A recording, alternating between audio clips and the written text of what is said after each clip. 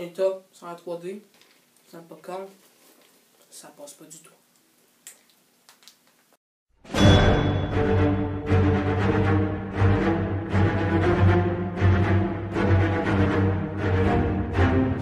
What's tout le monde, c'est pas le vrai cinéma. Donc, ouais, déjà avec ça, ça va être mieux. Donc, on se revoit sur une vidéo sur Alita Battle Angel, réalisé par Robert Rodriguez, un très bon réalisateur. J'ai pas regardé beaucoup de ses films, mais je sais qu'il a fait le très bon Dust Till Dawn et un des meilleurs films de zombies pour moi, Planète Terreur, que j'ai adoré. Planète Terreur, c'est un excellent film, beaucoup aimé. Sinon, j'ai regardé c'est quelques Spy Kids, dont le 4 que j'ai trouvé sympathique sans plus. C'est pas un film que j'ai détesté, mais c'est pas un film que j'ai adoré non plus. C'est pas un film que je me suis souvenu, mais j'ai quand même apprécié mon moment sur le coup. Alita Battle Angel, que raconte l'histoire de ce film? Alita, une fille qui va être, dans le fond, une fille qui va être constituée par le docteur Ido. Donc, Ido va la trouver dans la décharge de Iron City. Et elle, Alita, elle va plus se souvenir de rien de son passé. Elle va vraiment être dans une nouvelle vie. Et peu à peu, elle va découvrir peu à peu ses origines. Elle va rencontrer un jeune Hugo, que lui, son rêve, c'est d'aller à Salem, donc la ville juste en haut d'Iron City, donc la ville des riches. Donc Iron City, c'est comme un peu la ville des pauvres. Et il y a le Motorball qui existe. Donc le Motorball, c'est une sorte de aller pour Salem. Donc c'est que si tu gagnes le Motorball, tu vas à Salem. Sinon, tu n'es pas capable d'y aller. Il n'y a aucun autre moyen que de faire le Motorball et c'est assez dangereux. Donc Alita, elle va essayer de faire le concours et avec ça, il va se passer plein d'autres choses que je vous épargne pour pas vous spoiler rien du film. The Battle Angel, est-ce que j'avais une attente? Oui, mais pas comme tout le monde qui avait out comme un Avenger. Moi, j'avais juste out tout court, notamment à cause de la réal, Robert Rodriguez qui avait fait qui est très bon réal, et aussi parce que c'était produit par James Cameron. Donc James Cameron, on est toujours entre bonnes mains avec lui, à part dans Terminator Genesis. Bon, c'est pas grave. Bref.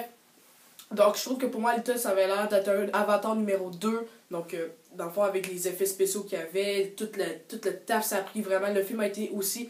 Ce qui a descendu un peu mon attente, c'est que des fois, quand les films sont replacés à chaque fois de date, donc le film a été repoussé 2 fois. Donc, il était supposé sortir en juillet 2018. Après ça, il était supposé d'être planifié un 21 décembre, je pense. Et là, il sort le 14 février.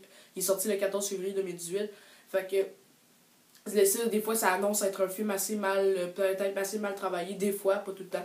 Donc, dans le fond, c'est pour ça que ma hype était juste out. J'avais juste out, pas énormément, mais pas que j'avais pas de hype, j'avais juste out. Je vais vous laisser avec un extrait et on se revoit tout de suite après.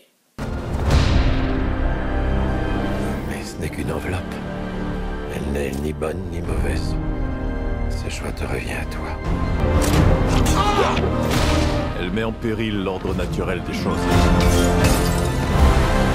Ce soir, on ne joue pas. On chasse.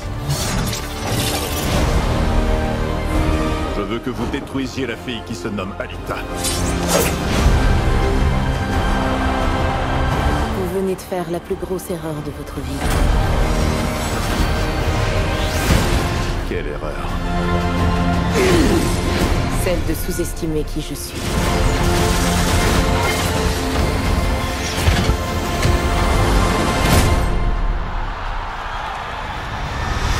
Donc, qu'est-ce que j'en pense de Alita Battle Angel? Eh bien, c'est tout simple, c'est Avatar 2.0. J'ai adoré Alita de Robert Rodriguez. Avant de commencer les points positifs, je vais aller aux défauts. Donc, c'est vraiment 2 petits défauts, rien de gros. Donc, premièrement, c'est les méchants. Donc, pas leur trait jeu d'acteur, ça, le jeu d'acteur, j'en reparler plus tard. C'est plus leur trait psychologique. Je trouve que les intentions sont pas très claires. Il y en a un que Mahershala Ali, son personnage comme une sorte de marionnette d'un plus gros méchant. Donc, Mahershala Ali, j'aurais fait ça soit juste un méchant tout court, ça aurait été meilleur. Et le super grand méchant de toute l'histoire, Nova, qui est pas assez cruel. On le promet, on le tease tout le long du film, mais vraiment, j'ai été fait... C'est rien, c'est Nova, c'est tout. J'ai pas peur de lui, là. J'ai pas eu peur pour les méchants, c'est les méchants assez clichés aussi. Donc, c'est un héros très psychologique, c'était assez mal fait, mais assez mal fait, bâclé un peu. Non, mais son jeu d'acteur, c'était... Je vais en parler plus tard dans la vidéo. Le deuxième défaut, c'est que j'ai trouvé les dialogues, mais franchement, ça prenait... Je pense un enfant de 5 ans aurait pu écrire les mêmes dialogues. Dans le fond, c'est comme, Alita, je t'ai trouvé. Alita, tu vas peut-être mourir. Alita, meurs pas. Alita, je veux que tu restes en vie. C'est des dialogues tout simplement simples. Il n'y a rien comme du...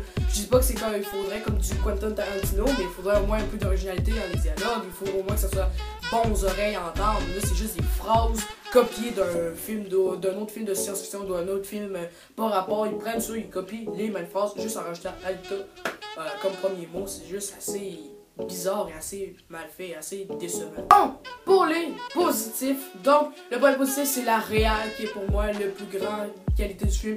La réal était tellement immersive, on avait des plans de fou et des slow-mo de magie comme à la Zack Snyder. J'ai adoré la réal. Robert Rodriguez, pour lui je devrais... C'est vraiment content que lui, absolument, j'ai regardé quelques interviews avant d'écouter le film, il disait qu'il était vraiment fier de son projet, il disait que ça allait changer sa carrière, et bien oui, ça va changer sa carrière, parce que c'est du bon côté, hein, pas d'un mauvais côté. C'est vraiment le projet pour moi, ils sont plus inventifs, ils sont plus original, non, peut-être pas original, mais ils sont plus inventifs et créatifs niveau réel. C'est pas son meilleur film, moi pour son meilleur film, ça reste encore Planète Terreur pour moi, mais c'est vraiment peut-être même son deuxième, parce que j'ai adoré la réal, elle est immersive, il y a des scènes d'action tellement bien filmées, on a des très beaux plans en général, et Robert Rodriguez, je te mets un pouce bleu pour ta réal, j'ai adoré ta réal, ça commence très bien l'année pour le niveau réel. Niveau jeu d'acteur, j'ai bien aimé, c'est pas trop over the dose, et Rose Salazar, donc elle qui fait Alita, est très surprenante, c'est un peu son rôle qui va déclencher sa carrière probablement, mais c'est très bien, on l'avait vu aussi dans The Maze Runner, Dead Cure et de Scott Trial aussi, je pense, le deuxième. Bref, elle est très bonne actrice, vraiment, c'est un très bon choix pour faire Alita. Tu sais, elle est comme vraiment dans le personnage, elle va vraiment se forcer pour le faire, tu sais, elle va être vraiment dans le personnage, puis vraiment, ça a été bien fait. Sont les autres acteurs, Christopher Waltz, Jennifer Connelly et Marshall Ali étaient très très bons, comme d'habitude.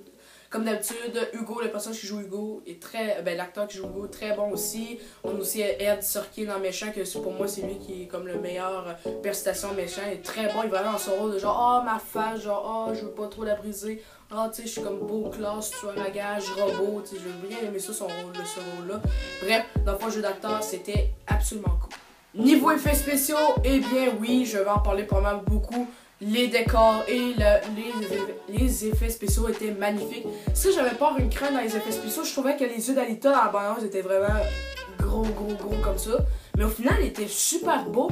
Oui, ils sont plus gros que les yeux comme vous voyez ici. Mais c'était des yeux qui étaient quand même assez bien faits, pas trop gros pour de la tête là. Non, ça reste assez bien contrôlé. Donc ça, c'est une petite crainte qui a été faite aussi. La 3D est super belle. Je suis sûr que moi je l'ai vu en 3D comme j'ai dit dans mon intro. Allez le voir en 3D, Alita, vraiment c'est un des films qu'il faut voir en 3D dans sa vie. C'était extraordinaire la 3D. Les effets spéciaux, les décors, les paysages, vraiment, je trouve que les effets spéciaux sont très bien contrôlés. Donc merci James Cameron pour nous offrir encore un film. Dans le fond, le film niveau effets spéciaux, je pourrais dire que c'est le film de la décennie. Donc c'est comme un peu Avatar, c'est pour ça que je disais que c'est comme Avatar 2, parce que niveau effets spéciaux, c'est la même chose, c'est comme un cran au-dessus.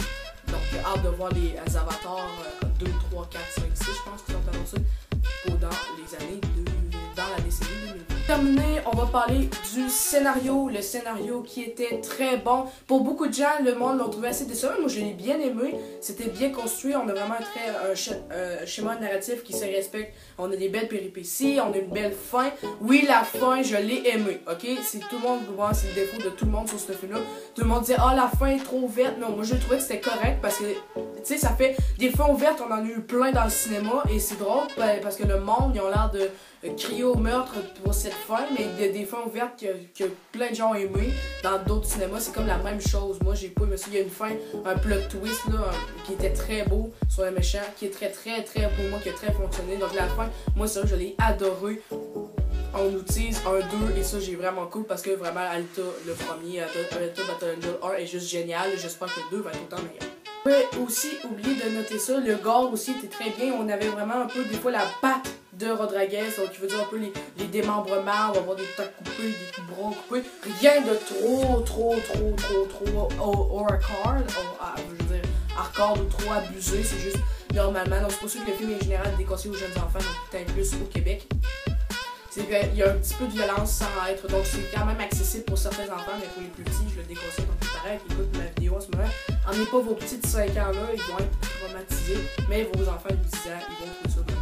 c'est comme pas un Avenger, mais c'est comme normal. C'est juste qu'il va y avoir quelques petits démembrements, une petite tête par-ci par-là coupée. C'est rien de trop hardcore. On a déjà vu pire, comme Kill Bill et Planète Terreur dans le cinéma hollywoodien américain.